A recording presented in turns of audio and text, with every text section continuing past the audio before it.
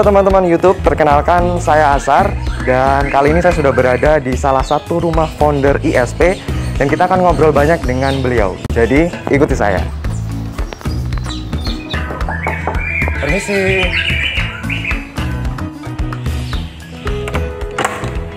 Selamat pagi Mr. Arif.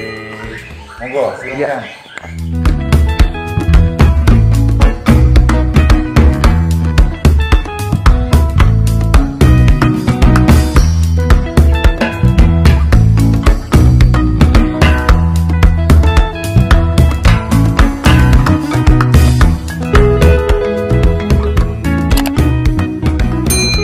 Ya, gimana kabarnya nih Mr. Arif? Baik, terima kasih. Saya lepas masker ya. Ya.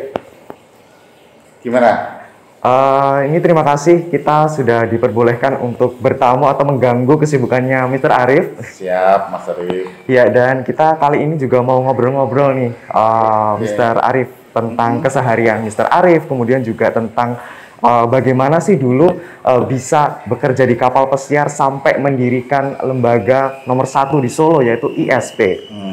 Ya, mungkin bagi teman-teman yang belum tahu, Mr. Arif bisa memperkenalkan diri dulu nih, supaya teman-teman juga makin kenal dengan salah satu founder dari ISP ini. Baik,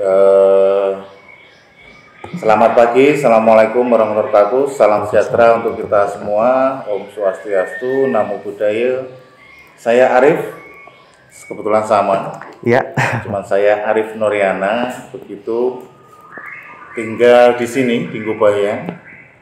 Apalagi ya, bapak dari 2 anak, terus kegiatannya di ISP dan saya mengajar di beberapa universitas buat rekan-rekan mahasiswa yang ingin belajar tentang pariwisata dan bagaimana cara berkomunikasinya. Oh, iya. Begitu.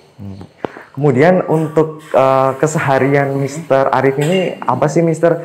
Sekarang kan masih pandemi juga dan juga banyak sekali kegiatan-kegiatan yang mungkin juga sering dilakukan, misalkan kayak goes atau mungkin memelihara tanaman atau memelihara ikan cupang, itu kan sekarang banyak banget ya Mr. ya. Nah, kalau Mr. Arif sendiri ini kegiatan sehari-harinya apa nih? Kegiatan sehari-harinya apa ya? Saya tuh senang di rumah sebenarnya. Jadi ketika di rumah ya nanam-nanam, kemudian pelihara ikan, pelihara burung. Oke. Jadi ketika ditanya pekerjaannya apa, sebenarnya saya itu peternak dan petani. Oh iya, peternak dan petani yang sukses ya tentunya ya. Amin. Ya, kemudian kalau bisnis selain dari itu tadi kegiatan dan juga mengelola ISP, mungkin ada bisnis lain, Mister? Bisnis lain. Sementara saya ikut ke universitas, jadi menginduk ke sana. Jadi saya mengajar menjadi dosen home base untuk mata kuliah komunikasi pariwisata. Oke.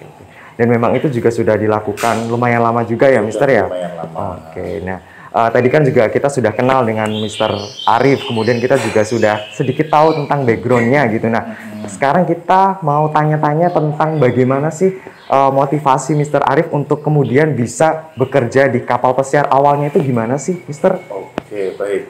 Sebenarnya simpel sekali. Yang pertama itu memang saya seperti kebanyakan teman-teman yang lain.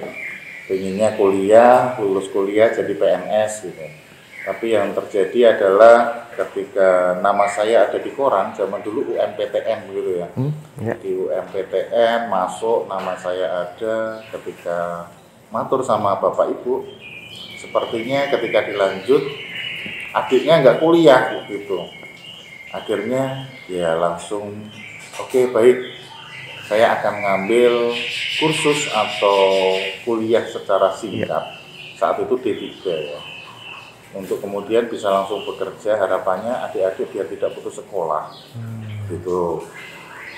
Masih dengan harapan yang sama, bekerja sebagai pegawai negeri. Tapi yang terjadi perjalanan waktu, terdamparnya bekerja di luar negeri. Gitu. Jadi memang tidak tersetap dari awal. Harapannya ketika teman-teman tahu, lebih baik disetap dari awal.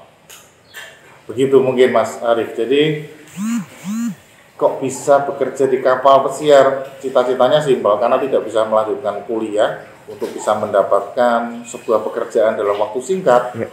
Akhirnya saya masuk kuliah D3 di Jogja. Untuk berikutnya sebelum wisuda saat itu sudah ada recruiting dari Holland America Line dan kebetulan saya salah satu yang masuk. Begitu. Berarti memang untuk bekerja di kapal pesiar itu awalnya bukan cita-cita Mr. Arif ya? Sama sekali bukan. Jadi keadaan lah yang membuat saya menjadi di sana gitu ya. Pengennya ya pegawai negeri, tapi yang terjadi adalah istrinya pegawai negeri akhirnya saat ini. Oh, gitu. Ketika tidak jadi pegawai negeri malah pegawai luar negeri begitu, Mas Arif. Kemudian untuk bekerja di kapal pesiar itu berapa lama sih, Mr. Arif? Baik, bekerja di kapal pesiar berapa lama? Untuk saya sendiri dari tahun 2000, terakhir saya naik itu 2007. Kemudian kalau resmi resign itu paspor, dokumen dan seterusnya diambil itu 2011. Begitu. Berarti memang ya lumayan lama juga ya, Mister ya? Sangat lama ya? Iya, sangat lama ya. Nah, kemudian tadi kan memang sudah diceritakan gitu bagaimana prosesnya sampai akhirnya bekerja di kapal pesiar begitu. Nah, kemudian kalau pengalamannya sendiri bekerja di kapal pesiar itu bisa dibagikan dengan kami nggak? Oke, baik. Isinya enak dan enak sekali. Enak dan enak sekali ya. Bekerja di kapal pesiar itu yang pertama keliling dunia. Tidak sekedar wah kurang atuh dolane misalkan gitu ya. Berbicaranya gawok, seragen, kemana gitu tidak, tetapi ini benar-benar seluruh dunia, dari North Pole ke South Pole, dari ujung dunia Ushuaia disebutnya sampai ke Arktik. Itu ada di Greenland, Iceland, kemudian ada Europe Capital, ada Holy Land Tour di mana perjalanan kapal ditujukan khusus untuk mengunjungi tempat-tempat bersejarah secara keagamaan. Jadi masuk ke Venesia, Vatikan, kemudian ada di Gunung Tibet, termasuk salah satunya mampir ke Indonesia untuk Borobudur. Begitu. Terus apalagi ya? Banyak sekali sebenarnya, ketika dirinci satu-satu 3 hari kayaknya nggak selesai ya. Saya nonton pertandingan Liga Serie A, ikut lihat Premier League di Inggris, kemudian MotoGP di Real Madrid saat itu, di Madrid, apalagi ya, Barcelona dan seterusnya. Senangnya ya sport gitu Mas. Staples Center saya juga pernah jadi penontonnya. Apalagi ya, susah sih ketika berbicara tentang apa saja pengalamannya. Tapi yang pasti di sana ada 2 format konsepnya. Ketika kita mau mencari kesenangan duniawi lengkap, ada kasino, ada bar, ada segala macamnya. Di mana tidak ada pengawasan di sana, dan teman-teman yang berangkat dipastikan sudah punya uang karena gajinya lumayan besar. Tetapi di sana juga disiapkan dengan yang namanya musola, bilik pengakuan dosa, ada okumene, ada banjar. Kalau yang khusus muslim ada kajian kitab kuning setiap hari Kamis malam. Terus puasa itu disiapkan buka dan sahur. Apalagi ya, sholat tarawih berjamaah dan seterusnya masih bisa dilaksanakan. Jadi terpampang luas bagaimana teman-teman nanti ketika berangkat ke kapal bisa memilih. Nah, begitu. Berarti kan memang untuk saat ini kan juga banyak stigma negatif juga ya, Mister ya, tentang kerja di kapal pesiar atau mungkin juga perhotelan. Tetapi dari cerita Mister Arif tadi kan sudah dijelaskan bahwa ya itu semua tergantung diri kita masing-masing gitu ya. Betul, sudah ada di sana juga ada musola, ada kegiatan-kegiatan keagamaan yang juga bisa kita ikuti bersama-sama. Seperti itu ya, Mister Arif ya. Ya, dan saat ini kita mungkin bisa untuk pindah lokasi Mister supaya lebih tahu juga nih rumah dari Mister Arif. Boleh, silakan. Mari kita keluar gitu ya. Mungkin sedikit warisan bahwa ketika saya boleh kita lihat berkeliling-keliling gitu ya. Jadi ini dari kalau di total berapa negara ini, Mister? Saya kalau negara lebih dari 100 negara. Kalau kota di dunia lebih dari 300 kota di dunia. Semua kota yang saya singgahi sebenarnya saya nyimpen satu souvenir, yaitu piring gitu biasanya ya. Nah, piring-piring ini tidak semuanya bisa terdisplay atau beberapa terdisplay tapi jatuh akhirnya. Karena memang tidak kuat gitu. Ada yang dari Belanda, dari Jerman, dari yang terdekat Malaysia, Italia dan seterusnya. Nah, kalau dari ini yang terpampang di sini ya Mister, ini what is your favorite one? Favoritnya Mister Arif yang paling favorit yang mana nih? Yang mana ya? Ini pertanyaan yang Pertanyaan paling susah ya. Karena setiap kota ini unik. Iya. Setiap kota meninggalkan kesan tersendiri. Iya. Jadi ketika ngomong di Argentina Buenos Aires ini dia daging sapi yang sangat lembut sekali. Itu disajikan dan harganya sangat murah. Gitu. Jadi makan dipotong itu kayak mentega gitu daging. Bisa dibayangkan bahwa itu bikin ini lagi ya. Di Amsterdam, Belanda misalkan, kita ngomongnya hampir semua masyarakat ini naik sepeda. Ini unik maksudnya gitu ya. Itali di Venesia terutama hampir semua kota ini kan kota terapung ya, di mana jalan raya, mobil dan sebagainya tidak lebih favorit daripada gondola. Jadi gondola itu perahu-perahu yang menyusuri gitu. Jadi mana yang paling favorit? Kayaknya yang paling favorit sini Indonesia. Indonesia ya, itu yang paling favorit ya dari Mister Arif, meskipun sudah berkeliling banyak dunia negara gitu, tetapi Indonesia tetap yang paling favorit. Indonesia. Kita ke mana ya? Kita boleh ke depan. Boleh.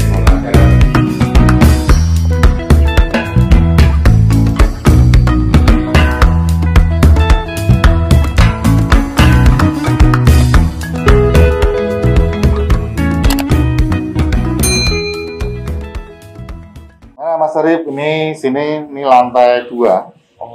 Lantai 2 ini biasanya tempat buat ya santai gitu. Terus saya punya komunitas, jadi mengaji di makam haji itu di sini tempatnya. Jadi bagaimana di sini kemudian masuk ke ruang sana itu khusus tempat buat teman-teman mengaji. Gitu. Saya juga sempat lihat di Instagramnya. Iya. Berarti memang kegiatannya di rumah. Iya.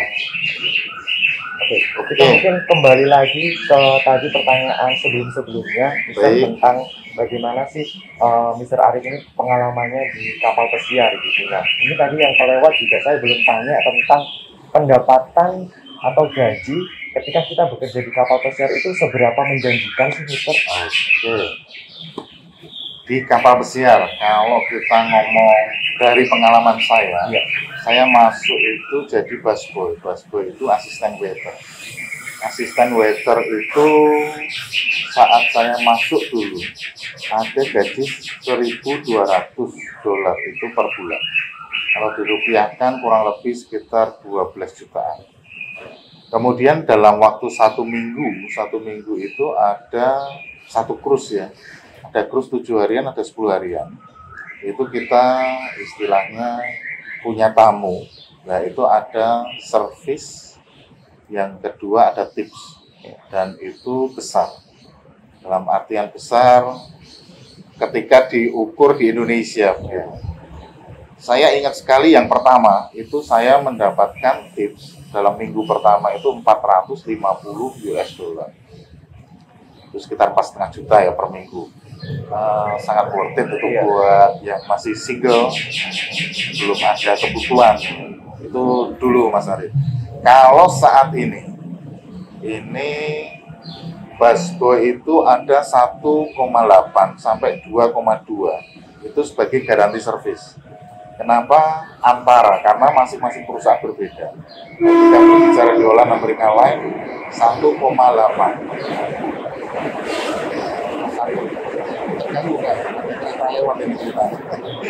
1,8 ini berarti $1.800.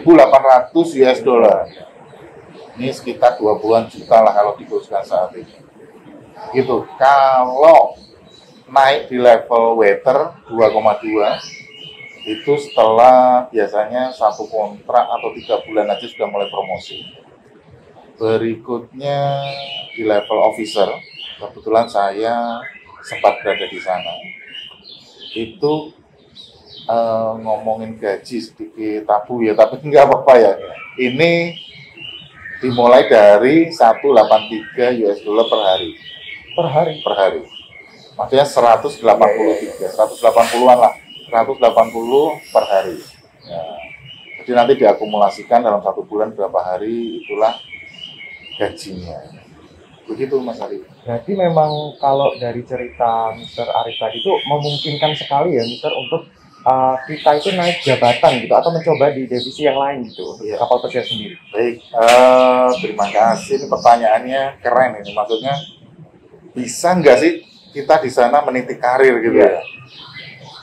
Di kapal pesiar ini ada satu kondisi yang harus dipahami dari awal ketika mau bergabung, yaitu yang tidak naik level setelah 1 kontrak pertama, ini kemungkinan besar tidak akan ada perpanjangan kontrak malah. Jadi diharapkan semuanya bisa naik kelas, naik level. Ketika masuk saat ini jenjangnya agak lebih panjang. Yang pertama room service, baru bisa masuk ke busboy baru bisa masuk menjadi full waiter. Setelah full waiter ada PT officer dan seterusnya sampai ke hotel officer. Dari situ ditekankan 2 kali kontrak berturut-turut masih duduk di posisi yang sama ketika seperti first entry, ketika masuk pertama kali, kemungkinan besar tidak ada kontrak baru buat anak ini.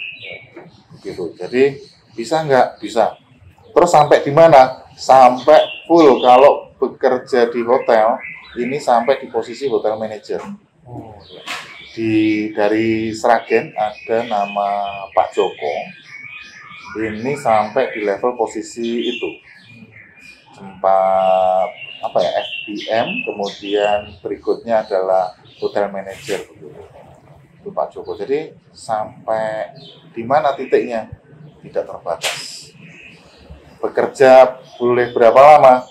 Temen ini baru aja ada yang pensiun sampai usia 76 tahun. Jadi selama fisik masih kuat, ya keluarga masih mengizinkan, ada kebutuhan yang mesti dipenuhi, kita bisa berangkat ke kapal. Nah itu ya teman-teman, jadi tadi memang sudah dijelaskan juga sama Mr. Arif terkait itu tadi, bagaimana bisa kita mencoba untuk bekerja di divisi yang lain gitu. Nah sekarang juga pertanyaan yang mungkin banyak teman-teman tanyakan juga nih ke saya, Mister, tentang kalau bekerja di kapal pesiar itu harus pinter bahasa Inggris nggak? Karena banyak banget nih teman-teman yang kurang percaya diri dengan bahasa Inggrisnya gitu, mau masuk ISP tapi takut nggak bisa bahasa Inggris. Nah itu mungkin bisa diceritakan Mister Arif, bagaimana sih untuk bahasa Inggris sendiri? Bahasa Inggris ya, Inggris ini sebenarnya tidak ada yang bisa loh, kita ini bukan bahasa kita gitu ya. Ini satu. Kemudian apakah di sana harus bisa berbahasa Inggris? Saya jawab iya. Tapi bahasa ini kan bisa dipelajari ya dalam waktu 2 minggu saja. Ini bisa berbahasa Inggris sebenarnya.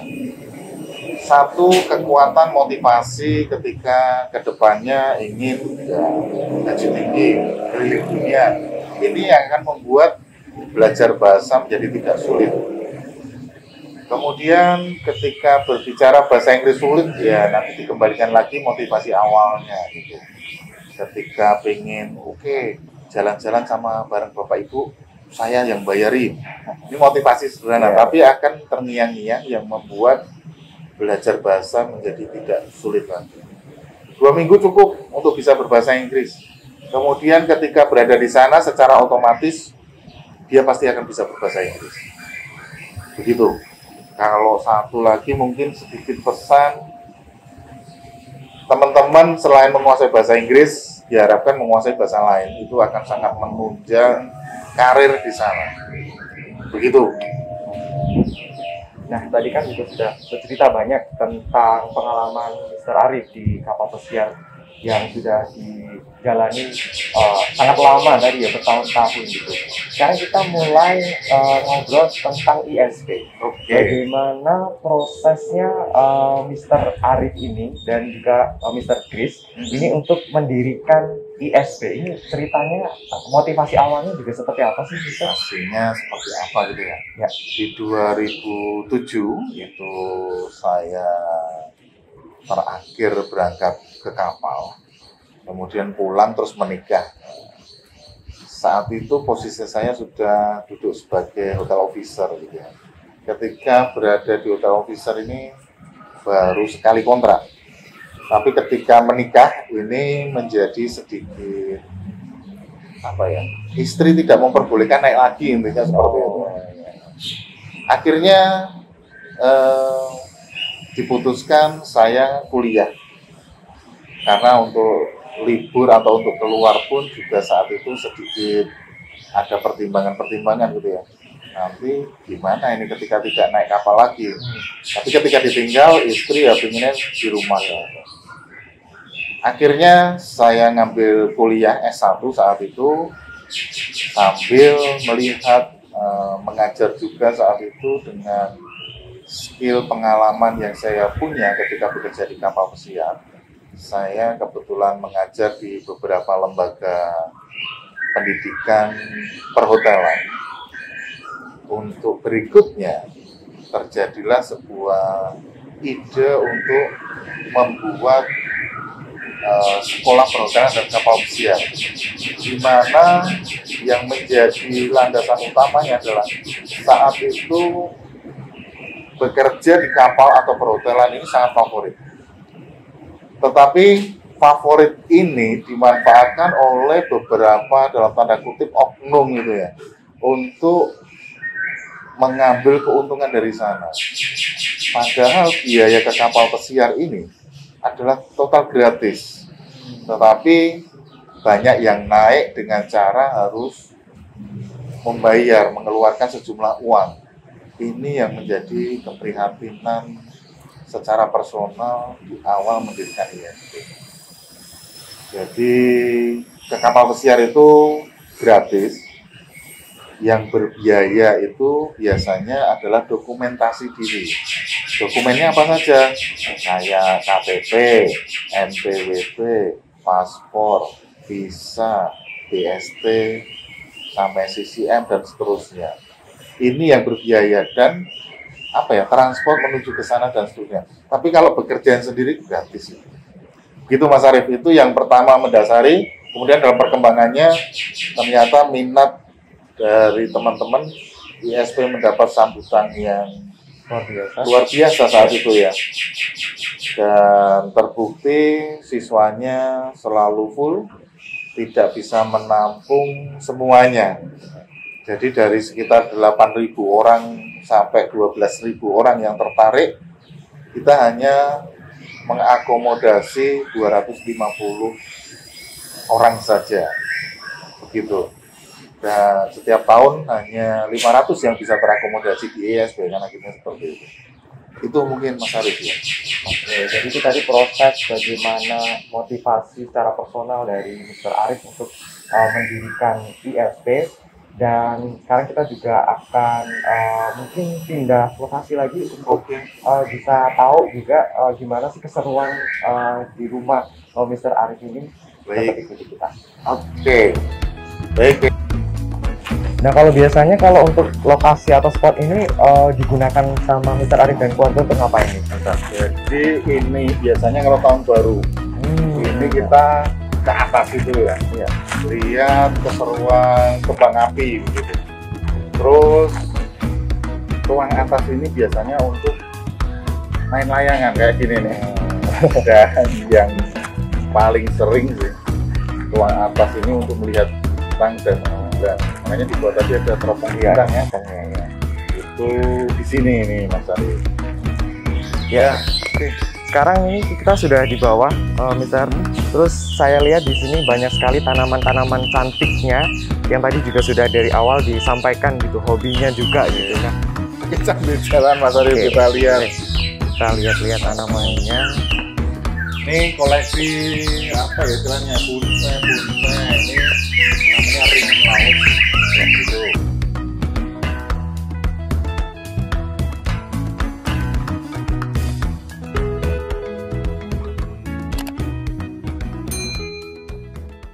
Semoga tidak capek ya. Lumayan tadi. Lumayan ya, kita naik turun rumahnya Mr. Arif ini sangat luas sekali ternyata ya. Keringatan ini.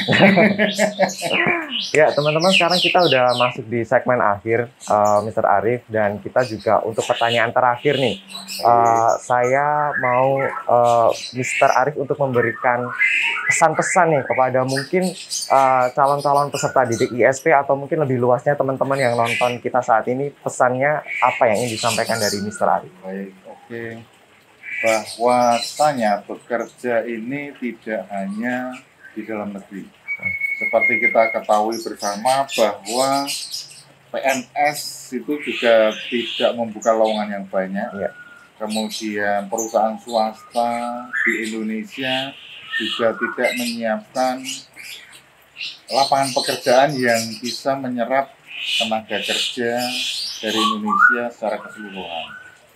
Setiap saat kita ini hampir selalu over tenaga kerja. Ya. Di mana di sisi lain, di sini adalah kapal pesiar dan perhotelan di luar negeri, itu sangat membutuhkan yang namanya tenaga kerja berkualitas dari Indonesia. Apa saja gitu ya, ada beberapa di Middle East sedang berkembang pariwisatanya, sehingga teman-teman bisa ketika memilih jurusan perhotelan bisa berkarir di sana. Atau kapal pesiar. Kapal pesiar ini pun ketika musim pandemi ini tetap melaksanakan berlayar, Ya. meski dalam protokol kesehatan yang sangat ketat dan jumlah tamu yang tidak penuh. Hanya terokupansinya sekitar 40%. Yang ingin disampaikan apa? Pekerjaan ini banyak sekali. Tinggal kita mau nggak keluar dari zona nyaman ya. Zona nyaman di sini adalah keluar dari Indonesia untuk melihat dunia, bahwa dunia ini sangat besar sekali, tidak hanya di Indonesia. Yang terakhir mungkin kenapa harus memilih ISP, ini yang penting sebenarnya. ISP kami telah melakukan aktivitas dari 2009. Kalau tercatat dalam laporan ke Dinas Dikpora maupun Dinas Kertrans, yaitu Dinas Tenaga Kerja dan Transmigrasi, bahwa siswa ISP 98,7% terserap. Terserap ini artinya mereka benar-benar bekerja sesuai bidang yang diminati dari awalnya. Berikutnya data ketika ngobrolin ISP. ISP adalah lembaga pendidikan kursus dan pelatihan terbaik di Indonesia. Kita sempat dikirim sebagai delegasi Indonesia di tahun 2017 sebagai wakil dari Indonesia untuk menghadiri istilahnya perlombaan di Frankfurt, Jerman. Hadir saat itu prinsipalnya ISP, dan ISP menjadi nomor 2 setelah tuan rumah Frankfurt. Jadi sedikit puas tidak puas, pencapaiannya nomor 2 tapi kalahnya sama dari Frankfurt. Terus ISP kita menerapkan yang namanya labor market basis, di mana kompetensi adalah yang menjadi utama, modal dalam bekerja di sana. Peserta didik diharapkan bisa menguasai keterampilan, baik keterampilan bahasa maupun juga keterampilan bekerjanya, kayak bagaimana ergonomik membawa sesuatu, mengangkat sesuatu, dan seterusnya. Itu semuanya diajarkan di ISP. Selebihnya ISP mempunyai fasilitas yang tidak dipunyai lembaga pendidikan lainnya. Di ISP ini lengkap dengan mock-up room untuk housekeeping, ada sebuah kitchen set berstandar internasional, kemudian ada kita punya tempat praktek sekaligus tempat usaha, yaitu Sop Buntut Solo, di mana teman-teman nanti ketika bergabung ke ISP bisa mendapatkan pelatihan secara faktual, ya. Jadi di lapangan itu langsung bisa bekerja di restoran seperti apa. Itu mungkin yang membuat ISP sampai saat ini masih menjadi yang nomor 1 di bidangnya. Mungkin itu. Instruktur kita selalu bekerja sama, hire dengan para GM, para HRD hotel, itu hampir semua hotel-hotel besar yang ada di Solo Raya itu ikut mengajar, membagikan ilmunya di ISP. Tempat parkir yang luas dan sebagainya, begitu ya. Terus kenapa harus memilih ISP itu, intinya itu kenapa harus kapal pesiar atau perhotelan? Kapal pesiar atau perhotelan ini satu bidang dengan pariwisata, di mana pariwisata ini adalah sumber devisa terbesar, mensupport devisa terbesar bagi Indonesia. Nomor 1 ketika Minerba dikeluarkan, jadi menjadi nomor 2 ketika ada Minerba, begitu. Apalagi ya, itu gini, pariwisata. Kemudian di masa pandemi ada yang namanya revenge tourism. Revenge tourism ini kaitannya adalah dengan bagaimana orang-orang sudah mulai jenuh, orang-orang sudah mulai bosan di rumah. Ketika pandemi berakhir, semuanya sudah akan siap-siap kembali berwisata, kembali bepergian antar kota dan seterusnya. Mungkin ini sangat cerah sekali, begitu intinya. Oke. Terima kasih Mr. Arif, ini kita sudah mengganggu waktu paginya Mr. Arif, dan kita juga sudah mendapatkan banyak sekali insight dari Mr. Arif. Tadi juga sudah menyampaikan bagaimana pengalamannya, kemudian juga proses mendirikan ISP-nya, pesan-pesan yang sangat luar biasa sekali. Semoga apa yang kita bicarakan ini bisa bermanfaat tentunya bagi orang lain, begitu ya, Mr. Amin, ya Rabbal Alamin. Ya, intinya terima kasih Mr. Arif atas waktunya. Sama. Ya, terima kasih juga buat teman-teman yang udah mengikuti keseruan kita hari ini. Tadi kita sudah ngobrol banyak dengan Mr. Arif. Jangan lupa juga like, comment, dan subscribe IG-nya ataupun juga YouTube-nya ISP. Dan nantikan episode selanjutnya di IS Podcast. Bye. Have fun and spirit. Yes.